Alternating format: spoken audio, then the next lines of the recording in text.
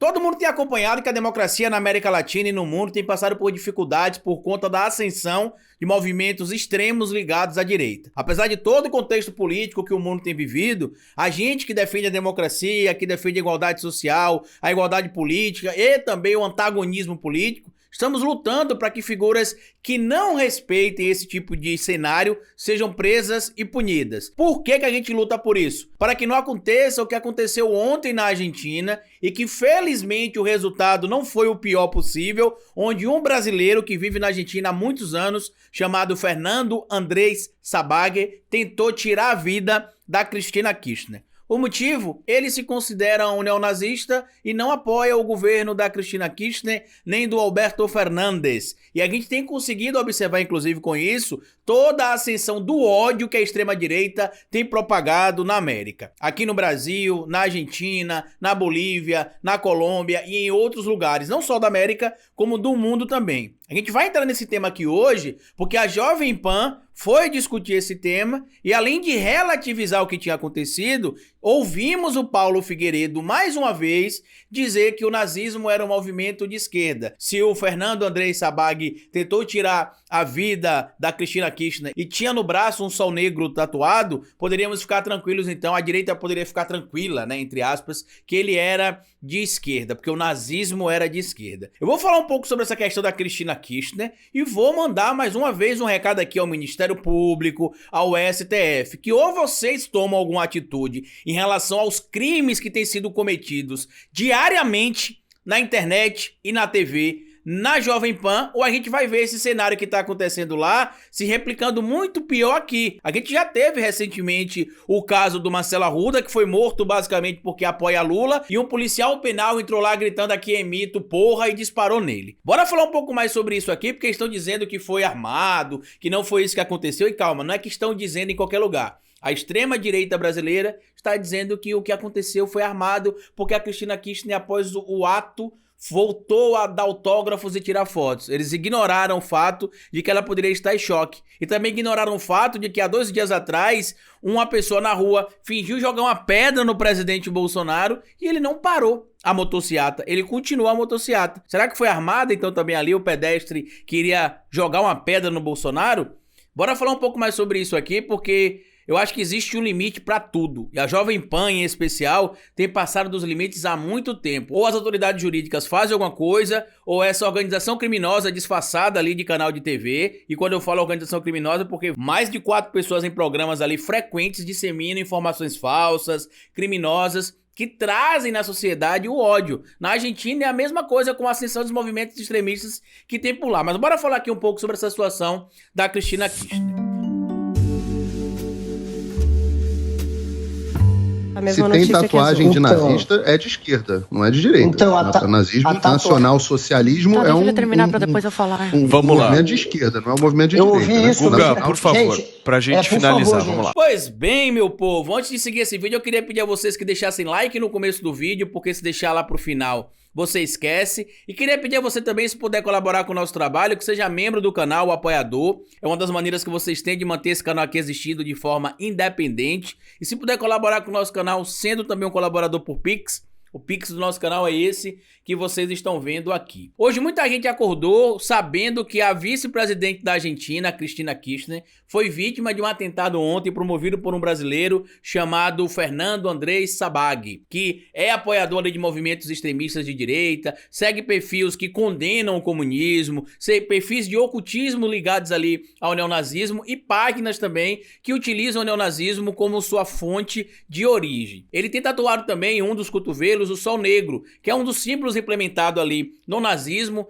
pelo Himmler, que era um dos chefes da SS, para poder buscar associar a relação que existe ali entre os principais pilares do movimento nazista com o ocultismo e a sua suposta origem ali em relação aos povos germânicos, baseadas nos vikings, em tese, né? Essa é uma das narrativas que se tem para o entendimento desse símbolo. O que a gente está vendo hoje acontecendo no Brasil é algo lamentável. Por quê? Porque o que a gente está falando, quando a gente critica o que aconteceu em relação a Cristina Kirchner lá, é que o movimento que tem acontecido no Brasil, assim como está acontecendo na Argentina, de radicais de extrema direita, podem produzir cenários piores. Só para vocês lembrarem que talvez a população aí que apoia o mito, ou a população que não quer votar nem Lula nem Bolsonaro porque acham que os dois são iguais, o Lula tá tendo de andar de colete à prova de balas. Porque em mais de uma oportunidade tentaram promover tumulto em relação ao presidente Lula. No evento que aconteceu em Minas Gerais alguns meses atrás, despejaram veneno. Recentemente também no Rio de Janeiro jogaram um artefato explosivo,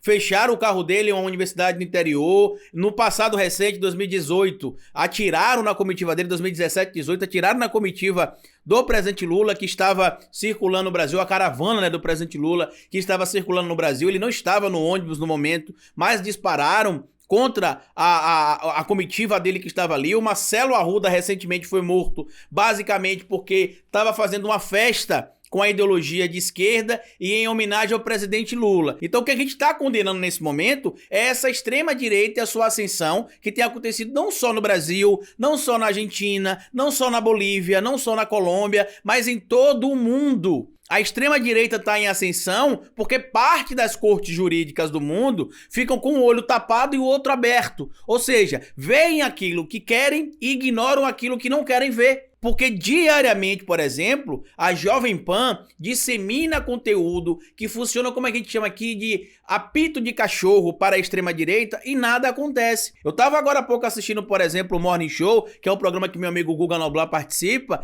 e lá o Paulo Figueiredo dizendo mais uma vez que o nazismo é um movimento de esquerda, a Zoe Martinez levando em consideração a possibilidade de ter sido uma fraude esse atentado cometido ali contra a Cristina Kirchner, já que ela ficou normal depois do atentado, foi tirar fotografias e que não fazia sentido, e o Guga Noblar lembrando que na verdade essa narrativa de que foi falso o atentado teria sido trazida por brasileiros que apoiam o Bolsonaro, querendo não reconhecer a gravidade da situação. Eu fico de verdade impressionado como é que acontece a quantidade de disseminação de informações falsas na Jovem Pan, deliberadamente. A Jovem Pan age assim, esse é o modus operandi dessa organização criminosa de agir, de disseminar informação falsa. Eu não vou mais me referir à Jovem Pan como meio de comunicação. Para mim é uma organização criminosa, porque tem mais de 4 pessoas organizadas com o mesmo fim, disseminar informação falsa, promover o ódio de direita versus esquerda, na verdade, de extrema direita versus qualquer pessoa que se diga opositora da direita ou que se diga de esquerda, e que promoveu indiretamente a morte de muitas pessoas quando durante o período da pandemia da Covid-19 levava pessoas nos programas para disseminar informação falsa. Muita gente está surpresa com a posição da Jovem Pan, dizendo que isso aí é um absurdo até para a Jovem Pan. Só que eu preciso lembrar de vocês o que foi que o Adrilles Jorge fez algumas semanas atrás, alguns meses atrás, na Jovem Pan. A gente precisa lembrar também o que foi que a Zoe Martinez disse em relação ao neguinho da Beija-Flor algumas semanas atrás, ao vivo na Jovem Pan, e confirmou a mesma coisa também na casa dela, que não dá para dizer que fulano ou ciclano é negro, que não sei quem não ficou ofendido, não sei quem ficou ofendido, porque tem gente que é negro, que só dá pra ver os dentes brancos, e que isso e que aquilo, e nada acontece. A TV, ela tem uma concessão pública, ela é utilizada normalmente por empresas privadas, porém através de uma concessão pública, com a única finalidade, promover programação de qualidade para o público que acessa aquela informação, e as pessoas estão ignorando com frequência essa tática reiterada. Vocês vão esperar que aconteça mais o quê? Porque o presidente Lula já tá andando de colete. O próprio presidente Bolsonaro tá com medo aí, porque sabe que ele radicalizou tanto o seu público, os seus apoiadores, ao nível do que tá acontecendo em outros lugares da América Latina, que ou ele radicaliza mais e mais e mais, ou quem sabe ele mesmo será vítima do radicalismo que ele criou. Nessa altura do campeonato, 700 mil pessoas mortas, vítimas aí da Covid-19 por conta da disseminação de mentiras do presidente Bolsonaro, da Jovem Pan e de outros portais e canais no YouTube. A justiça precisa fazer alguma coisa. Ah, cara, você acha que deve fazer o quê em relação à Jovem Pan? Primeiro, suspender a concessão. Por que suspender a concessão? Porque a concessão ela é pública. Ela não pertence à Jovem Pan. A concessão é pública. Outra coisa que a gente precisa fazer também é denunciar massivamente os canais da Jovem Pan na plataforma do YouTube. Porque não é possível um canal de televisão, multiplataforma como eles costumam citar aí, disseminar tanta informação falsa descumprindo, inclusive, o que diz aqui as diretrizes do YouTube. Olha algumas das diretrizes que o YouTube tem aqui. Eu até mandei ontem para o Guga Noblar, porque durante o programa de ontem, disseram ali que ele não estava falando a verdade, que ele estava mentindo, que os vídeos que foram retirados do ar pelo YouTube foram retirados porque não se respeita, por exemplo, ali a liberdade de expressão. E entre as diretrizes que tem aqui no YouTube, por exemplo, fala sobre desinformação. No YouTube, não permitimos certos tipos de conteúdo enganoso que pode causar danos graves. Isso inclui desinformação que possa apresentar riscos reais, como a promoção de medicamentos ou tratamentos nocivos. A Jovem Pan não tem um vídeo derrubado por disseminar informação falsa sobre cloroquina, por exemplo, ou tal tratamento precoce, e alguns tipos de conteúdos tecnicamente manipulados ou vídeos que interfiram em processos democráticos. E aí tem ali as políticas contra desinformações, políticas contra desinformação em eleição, política contra desinformação médicas relacionadas à Covid-19 e política contra a desinformação sobre vacinas. A Jovem Pan continua disseminando informação falsa em relação a isso. Aí, nesse momento, as principais lideranças políticas do mundo, que são democráticas, independente de serem de direitas ou de esquerda, estão prestando condolências a Cristina Kirchner. O presidente da República, Bolsonaro, até o momento que eu estou gravando esse vídeo aqui pra vocês, não se manifestou. E quando a gente vê nesse canal de TV, as pessoas lá estão dizendo que somente ditaduras que estão apadrinhando, dizendo que a Cristina Kirchner foi vítima, porque pode ter sido fraude.